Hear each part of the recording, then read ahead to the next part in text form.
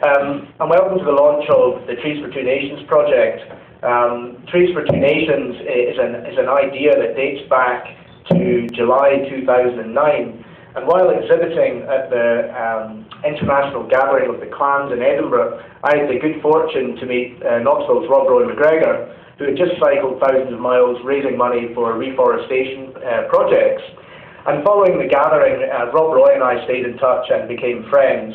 And a subsequent visit to Knoxville in July last year, what struck me was that there were so many similarities between what's going on, between the people of Knoxville and what's going on here in Tennessee and what's going on back home in Scotland, and especially in my hometown of Edinburgh. Not just from an environmental perspective, but from a social perspective, a cultural one and also a commercial one. So we set about looking for ways to grow this relationship, find a vehicle for it, if you like, and from that Trees4TwoNations emerged. So what started out from very humble origins began to grow as a concept and really came to life when we got the support of the Scottish Affairs Office in Washington DC, and the Scottish Government got involved, which we were delighted and have been backing this project, and it's really not looked back since. And you're testimony to that because you're all standing here today at our launch event, which will incidentally be followed by a similar event at the Royal Botanic Garden in Edinburgh on the 3rd of March. So you're all welcome to come along to that one if you can make it. I know a couple of you certainly are going to try. Despite the initial postponement, as you're all probably aware, we couldn't get over back on the 5th of December due to snow. And snow once again has raised its head a little bit, and we're just delighted that Robin Naismith could make it down from Washington DC today. So thanks for making that trip, Robin. Ahead of the formal planting ceremony, we will be planting a flowering dogwood and Scottish oak, very symbolic of the two places on the planet. We're going to be hearing from some of our honoured guests. First of all, we'll hear from Robin Naismith, who's the Scottish Government Councillor for North America. I call him behind his back the Ambassador for Scotland. You've also probably noticed your very own Congressman John Duncan, so thanks very much for coming, John. Steve Seyfried of these fabulous botanical gardens of Knoxville, and I'm sure you all agree that we couldn't find a better setting for this event, and so we're delighted to have this as our launch pad. And by last and no means least, the Mayor of Knoxville, Daniel T. Brown. Thank you very much for coming.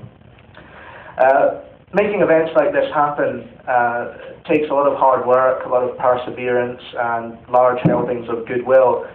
We had all of those things in abundance, and we'd like to just, if I may, just to say a few thank yous.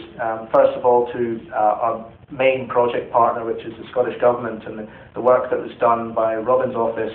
And if you could please convey our thanks to Gillian and Anne in your office, it was very, very welcome. Steve Seyfried and his team here at the Botanical Gardens of Knoxville, I'm sure you'll agree, the place looks fabulous all the time, and I think even more so today, so thank you very much for your hard work, Danielle as well, thank you. Lisa Duncan and the Dogwood Arts Festival, thank you very much for your support as well. Mike Newman, I believe, is here from Earth Fair, who supplied the grub for later on, so I'm sure we're all going to enjoy that very much. Also thanks to Bettina McCann, our caterer. I'm thanking you, Bettina, now before we've actually sampled any of your wares, but I'm sure we'll all be very, very happy. And I had to actually add it onto this list, my wife Fiona, for letting me go on another unsupervised trip to the United States. But that's enough from me. Ladies and gentlemen, honoured guests, will you please put your hands together for our guest of honour, Mr. Robin Naismith.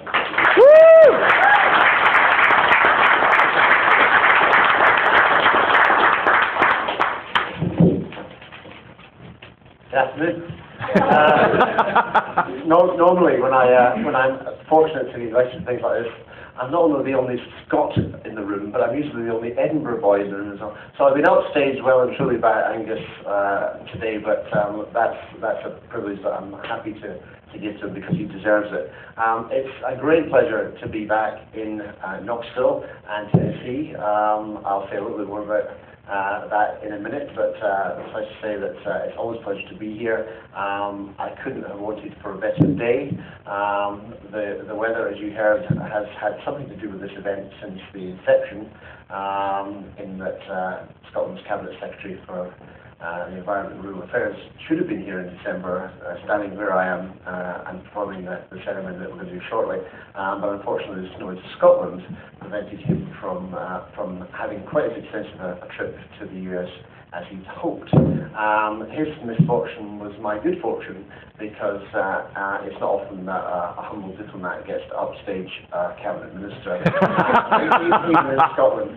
So I'm particularly pleased to be here for two reasons. This has got very personal importance to me. The first reason is that, as you heard from Angus, the gestation period for this whole idea started a couple of years ago. I can't claim to have been at the inception, but I was very fortunate to meet Angus and Rob Roy at the Grandfather Mountain Games in North Carolina last July.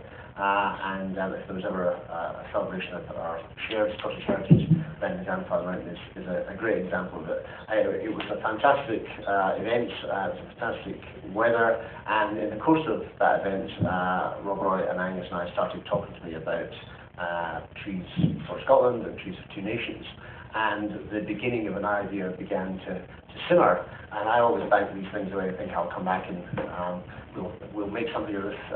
They didn't realise I'd come back to them quite so quickly, I guess, and say, right, we need to try and make this happen, and we need to try and make it happen in Knoxville, and we need to do it in December, and that was my fault for misjudging the Scottish weather.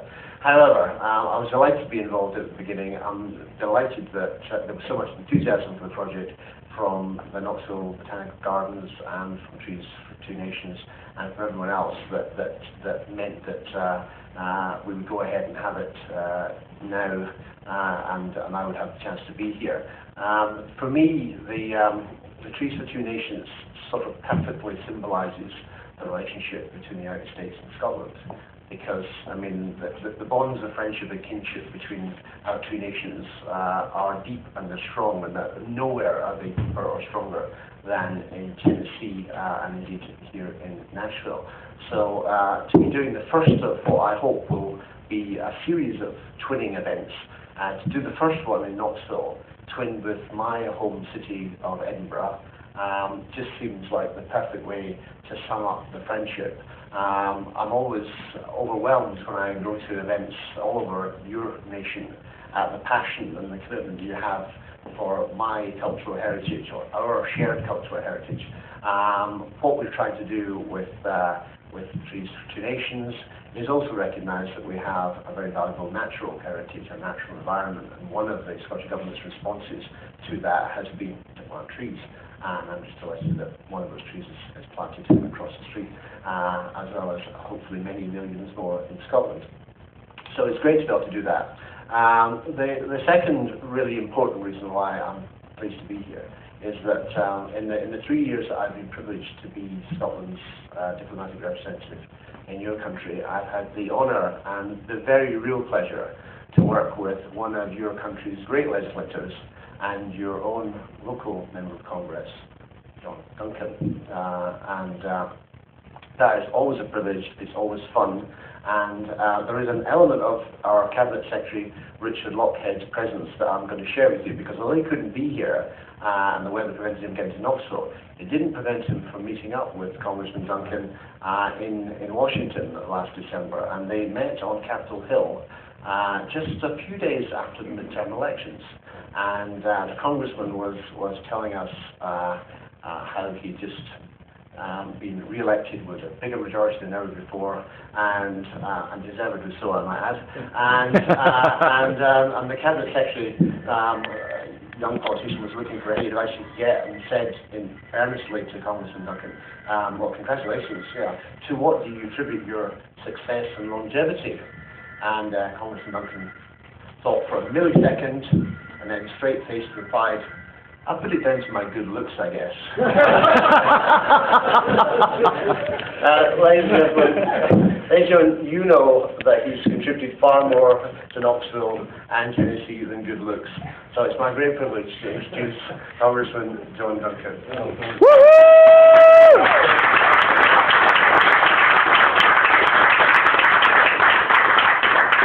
Well, Robin, thank you very much for being here.